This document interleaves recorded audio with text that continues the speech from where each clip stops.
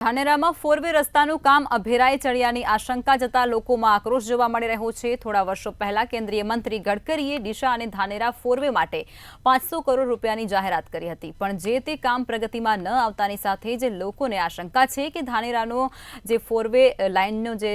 રસ્તો બનાવવાનો છે તે છીનવાઈ ગયો છે, જે ફરીથી આપવા માટે દરેક પક્ષના આગેવાનોને સાથે લાવી અને એક મંચ પરથી ફોરવેની માગણી કરવા માટે મોટું આંદોલન કરવામાં આવશે અને જેના જ ભાગરૂપે અલગ अलग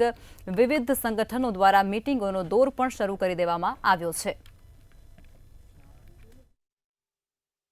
थोड़ा समय पहला केंद्रीय परिवहन मंत्री नितिन गडकरी जीए धानेरा अने डीसा वच्चे 4 लेन हाईवे माटे 500 करोड़ रुपया पास कर्या हता, पण तेनुं हजी सुधी काम चालू नथी थयुं, रस्तो नथी बन्यो अने हमणां नवो रस्तो महेसाणाथी डीसा थई अने थराद आपी दीधो छे।